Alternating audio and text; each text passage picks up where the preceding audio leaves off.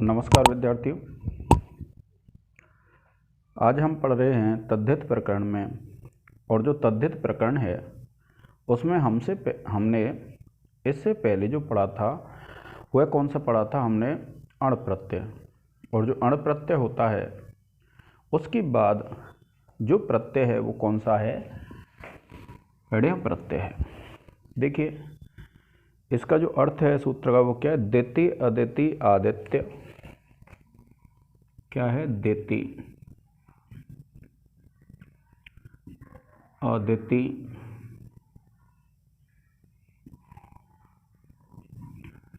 आदित्य द्वितीय अदिति आदित्य एवं पति उत्तर पद वाले शब्द से आदित्य एवं पति उत्तर पद वाले शब्द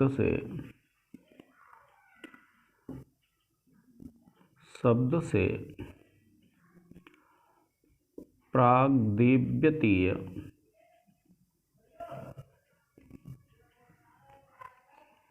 अर्थों में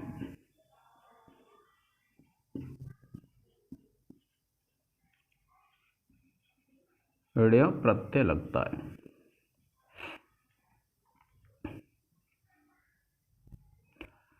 कौन सा प्रत्यय होता है?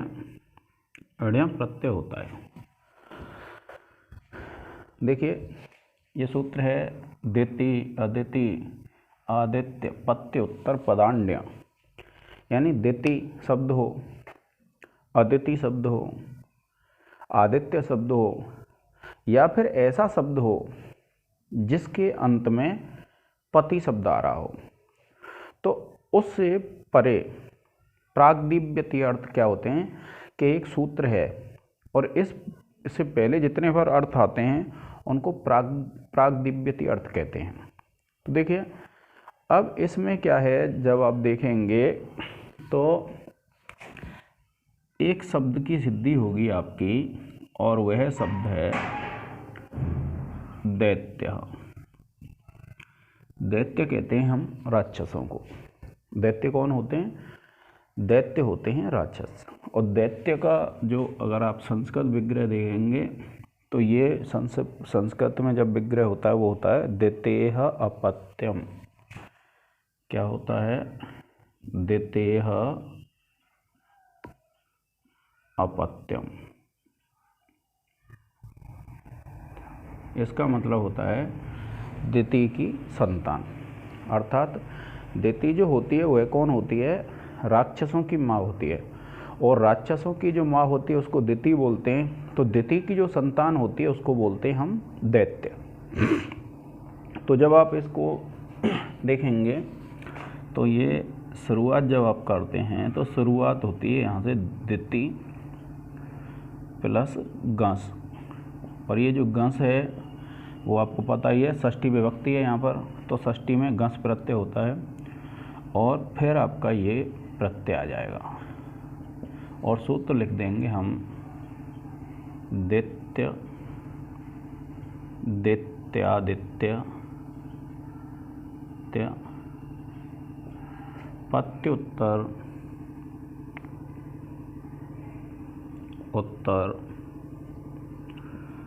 पदान्य।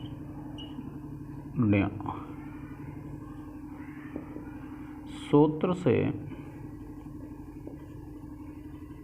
अपत्य अर्थ में ऋण प्रत्यय हो जाता है आगम।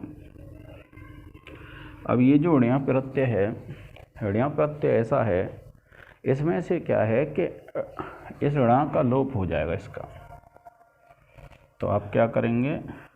आप लिखेंगे देति प्लस गस प्लस य, और सूत्र लगा देंगे विद्यार्थियों। देखिए ये जो उड़ा है वह आदि ऋण है, यानी प्रत्यय के प्रारंभ में है। आपने एक सूत्र पढ़ा है और उस सूत्र का नाम क्या था, चुटू। ये चुटू जो सूत्र है वो क्या करता है कि प्रत्यय के प्रारंभ में या तो च वर्ग आ जाए या फिर क्या है, ट वर्ग आ जाए। तो प्रत्यय के प्रारंभ में यदि च वर्ग या ट वर्ग आ जाता है तो उसकी इत संज्ञा हो जाती है। कौन से सूत्र से, चुटू सूत्र से। तो आप लिख देंगे चुटू सूत्र से ऋ के णकार की इत संज्ञा तथा तस्य लोपः सूत्र से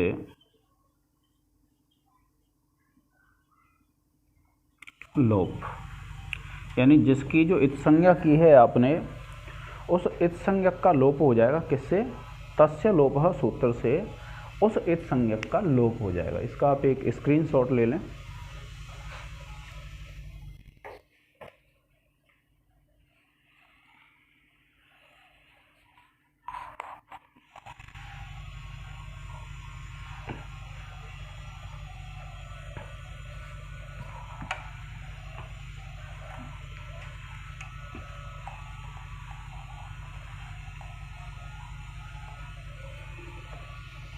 अब देखिए, इससे जब आगे बढ़ते हैं आप, तो हम क्या करते हैं, इसकी प्रातिपदिक संज्ञा कर लेते हैं।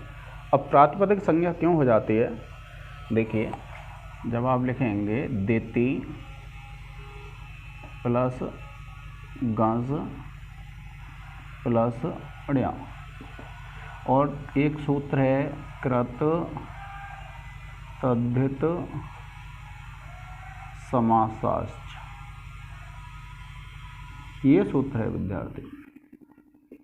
देखिए ये सूत्र क्या कहता है, या तो किसी में कृत प्रत्यय लगा हो या तद्धित प्रत्यय लगा हो, या फिर क्या है वो है अगर आपका समास है तो क्या होता है, उसकी प्रातिपदिक संज्ञा हो जाती है। समासों में भी आपने इसी सूत्र से की है, कृत प्रत्ययों में भी आप इसी सूत्र से करते हैं। तो देखिए अब क्या होता है, जब आप इसकी प्रातिपदिक आप लिख देंगे सूत्र से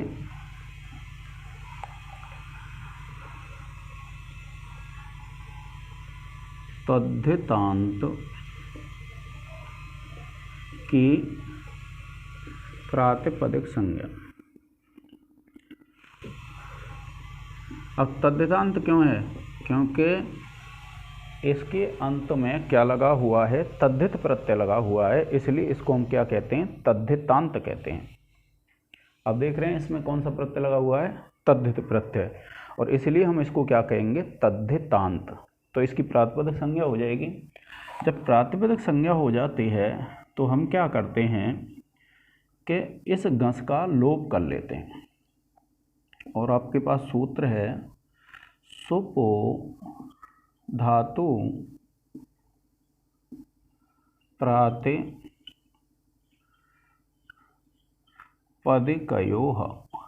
ये सूत्र है विद्यार्थियों।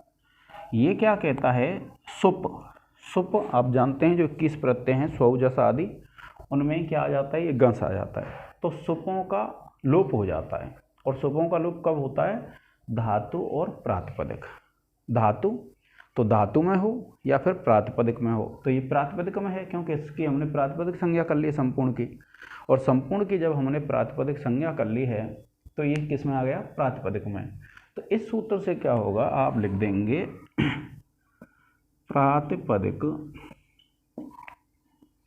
से प्रातिपदिक के सुप, और सुप कौन सा है, गस का लोप। अब इसका जब आप लोप लिख देंगे तब आगे प्रक्रिया क्या होती है,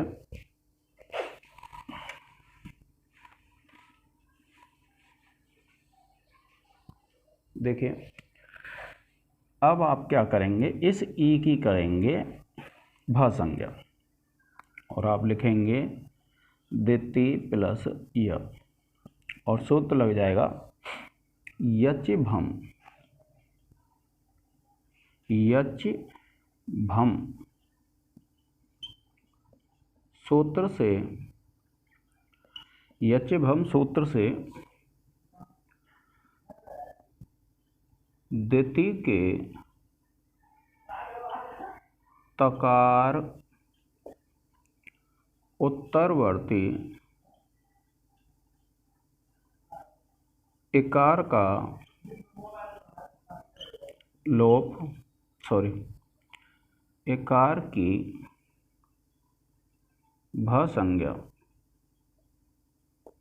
फिर उसके बाद आप क्या करेंगे,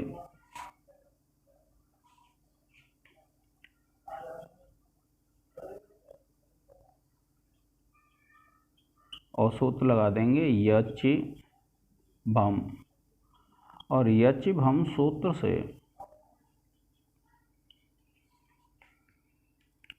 भ संज्ञक इकार का लोप।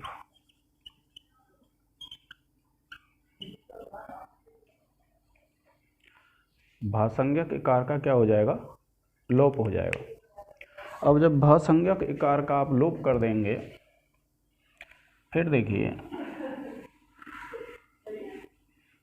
जो आगे की स्थिति है,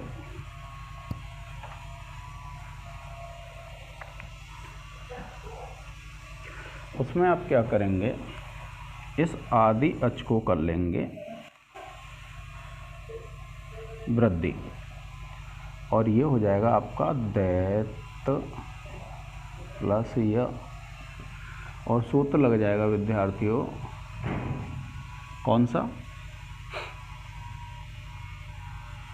तद्धे ते स्व चामादेह। सूत्र से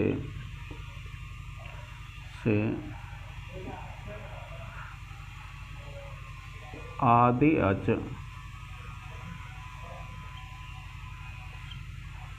इकार को ऐकार वृद्धि। अब ये ऐकार वृद्धि आदेश हो जाएगा। फिर जब आप इसको जोड़ लेंगे और सूत्र जो परिभाषा है वो लिख देंगे अज्जीनम परेण संयोज्यम। अब ये जो अज्जीनम परेण संयोज्यम है, इससे क्या संयोग हो जाएगा। फिर आप क्या है, इसको विभक्तियाँ यहीं लगा देंगे और ये बन जाएगा आपका दैत्य। आप लिख देंगे स्वादि कार्य करने पर।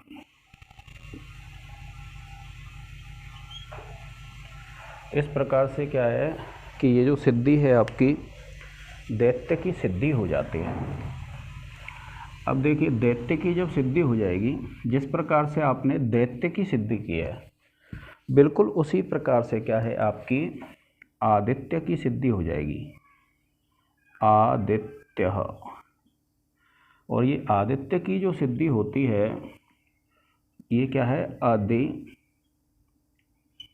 तेह अपत्यम, यानी अदिति की अगर संतान बताएंगे आप तो वहाँ पर आपकी आदित्य सिद्धि हो जाएगी। और एक आदित्य शब्द से होगी, उसके लिए एक नया सूत्र पढ़ना पड़ेगा हमें।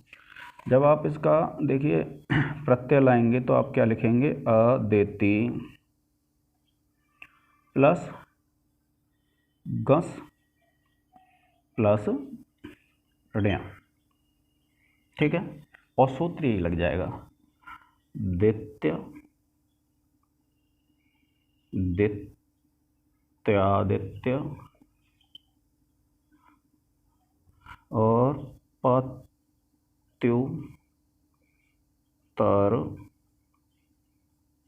पदांड्य से ऋण का आगम हो जाएगा। फिर उसके बाद आपको जो शेष प्रक्रिया है विद्यार्थियों, जैसे आपने अदिति शब्द में की है उसी प्रकार से आपकी शेष प्रक्रिया हो जाएगी और शब्द सिद्ध हो जाएगा आपका कौन सा, आदित्य। केवल दिति के स्थान पे हमको अदिति शब्द रखना है और दिति के स्थान पर अगर हम अदिति शब्द रख देंगे तो हमारी सिद्धि हो जाएगी आदित्य। तो विद्यार्थियों, आज के इस लेक्चर में आज हम यही सूत्र सिद्ध करेंगे।